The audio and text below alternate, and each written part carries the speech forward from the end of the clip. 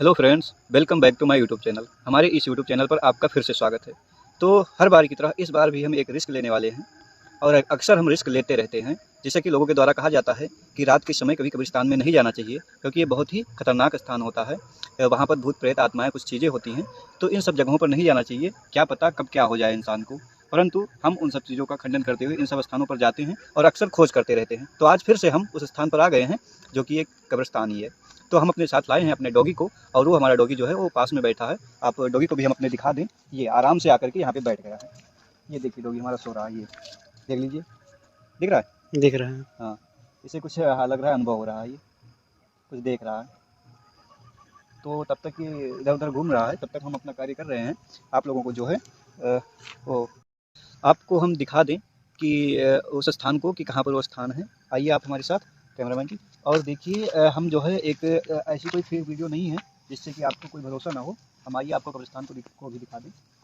नज़दीक आ जाइए आप। ये देखिए, ये पास से है, दिख रहा है ना पूरा हाँ, कब्र कब्र पूरा। दिख रहा है। हाँ, केवल एक ही नहीं है, आगे तमाम है। इधर भी दिखा दीजिए पूरा, मतलब इस साइड में भी है, परंतु ये पूरा झाड़ी है। तो हम इधर से क्या करते हैं, यहाँ नहीं खड़े होते हैं, क्योंकि इधर पता लगे इसमें कुछ हो, सांप वाँप या कोई जानवर काट ले या कुछ हो जाए, तो पता लगेगा कि भूत प्रेत ही ने जो है ये कार्य किया है, उसी ने पकड़ लिया हमें। तो जो है हम और हाँ, आपको एक बात और से बता दें कि जो इन्फॉर्मेशन इस वीडियो में हम आपको देने जा रहे हैं, तो कृपा करके इस वीडियो को स्किप ना करें, अंत तक ज़रूर देखें। यदि आप स्किप करना चाहते हैं तो यहीं से स्किप कर सकते हैं, अन्यथा वीडियो को पूरा देखें, तभी इस वीडियो का आपको पर्पस समझ में आएगा कि इस वीडियो को मैं क्यों बना रहा हूँ। तो हम इधर से चलते हैं और उधर मैदान में खड़े होकर बना देते हैं। झाड़ी शंकर में खड़े होने से कोई फ़ायदा है नहीं, क्योंकि हम यहीं पर हैं और पास से ही बना देते हैं वीडियो को। हम आपको दिखाते हैं, उसमें बताते हैं कि क्या नॉलेज मैं आपको प्रोवाइड करना चाहता हूँ, क्या चीज़ें हैं। इन सब चीज़ों के बारे में आपको हमेशा जागरूक करता रहता हूँ, बताता रहता हूँ। और खोज हमारी जारी है और जारी रहेगी। हम जल्द ही यंत्र भी लाने वाले हैं, जिसके अंतर्गत हम डिटेक्ट करके भी इनसे बात करने का प्रयास करेंगे। जो कुछ भी होगा, प्रेत आत्मा भूत प्रेत जो कुछ भी है, उसके बारे में भी बताएंगे। और हम जो है अब आपको इधर ले चलते हैं पास में, और यहीं से हम आपको बताते हैं खड़े होकर के कि क्या चीज़ें हैं। आ जाइए आप कैमरामैन जी हमारे साथ। तो स्किप मत कीजिएगा वीडियो को, और जो कुछ भी नॉलेज है हम आपको देने जा रहे हैं। आप आ जाइए। हाँ, तो इस तरफ मैदान है, इसलिए मैं यहाँ पर खड़ा हूँ, क्योंकि इधर झाड़ी झंखाड़ी है, इधर पास में वो भी है, कब्र भी है। कोई दिक्कत की बात नहीं है, हम आपको जो बताने जा रहे हैं। तो दरअसल में बात ये है कि हम बात करने वाले हैं भूत प्रेत आत्मा दिव्य शक्ति, और जो पूर्वज हमारे ऊपर आ जाते हैं, इंसानों के ऊपर आ जाते हैं।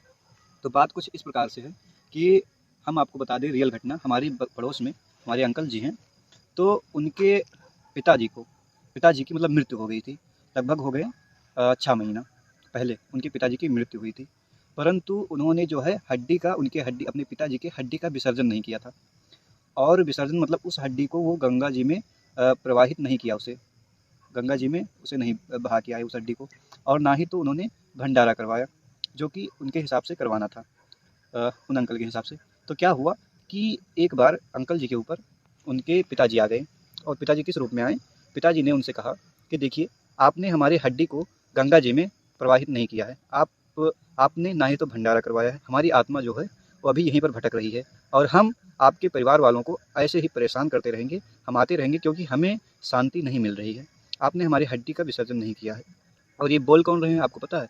अंकल जी बोल रहे हैं। और जो भी उनके घर के परिवार के लोग हैं, उनमें कई भाई हैं, मतलब 4 भाई हैं। तो जो कुछ भी करवाना था, भंडारा करवाना था और हड्डी का विसर्जन करवाना था, वो आपस में कन्फ्लिक्ट करते रहे एक दूसरे से, मतलब लफड़ा होने के कारण, झगड़ा होने के कारण। ना ही तो उन्होंने हड्डियों को भेजा, गंगा में प्रवाहित किया, और ना ही तो भंडारा करवाया, क्योंकि रुपए की बात थी। इसलिए उन्होंने क्या हुआ, वो इमोशनली ज़्यादा अटैचमेंट थे अपने पिताजी से, तो उन्होंने अपने बातों को वहाँ पे रखा अपने परिवार में, अपने भाइयों के साथ, अन्य ब्रदर के साथ।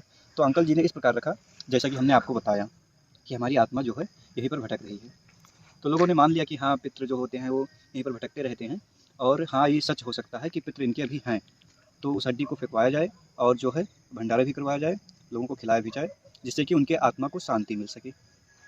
और इसके बदले उन्होंने वहाँ पर एक तांत्रिक जी थे, तांत्रिक जी के पास भी गए। उन्होंने भी उन्हें सलाह दिया कि हाँ, आप इसे करवाइए, तभी उनके आत्मा को शांति मिलेगी। उन्होंने उनसे बात भी की, मतलब उनके पिताजी से जो उनके ऊपर आए हुए थे, उन्होंने बात किया कि आखिर क्या प्रॉब्लम है, आप क्यों आए हो, क्यों लोगों को परेशान कर रहे हो, तो ऐसा क्यों होता है। अब इसके बारे में आप हमें कमेंट बॉक्स में बताइएगा कि आखिर ये सब चीज़ें कैसे होती हैं, कैसे होते हैं, क्यों होता है। परंतु हम आपको इस जो भी कहानी बताए हैं, ये जो चीज़ें हैं जो कि एक सीरियस चीज़ें हैं, एक रियल घटना है। तो बात दरअसल में ये है कि ये एक प्रकार की जो है इमोशनली अटैचमेंट होते हैं अपने पिता से, अपने बातों को व्यक्त करने के लिए एक माध्यम लेते हैं। अंकल जी को इस बात को व्यक्त करना था और वो जो है बहुत ही इंट्रोवर्ट पर्सन थे। वो किसी भी बात को लोगों के सम्मुख प्रस्तुत नहीं कर पाते थे। वो अंदर ही अंदर हमेशा घुटते रहते थे।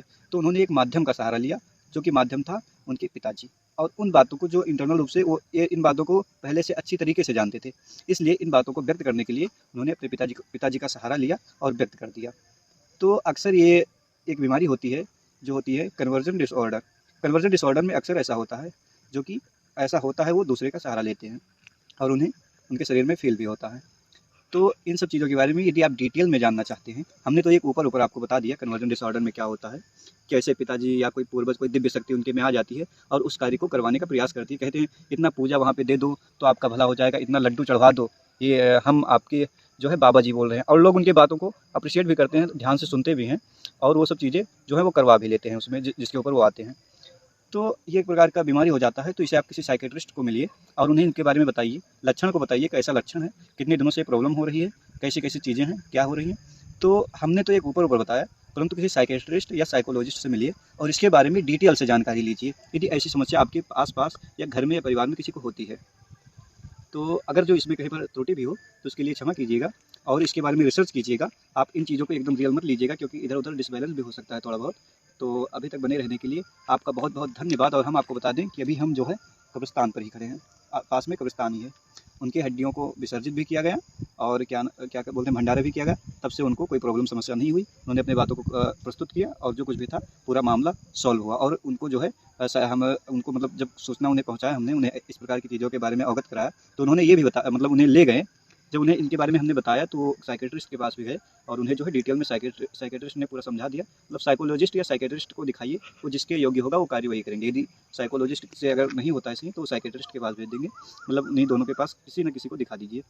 तो जो भी नॉलेज थी, इन्फॉर्मेशन अगर सही लगे तो वीडियो को अधिक से अधिक शेयर कीजिए, ताकि अन्य लोगों को भी पता चल सके, और उस चैनल को सब्सक्राइब कीजिए। बाकी अब हम लोग जो है यहाँ से चलते हैं।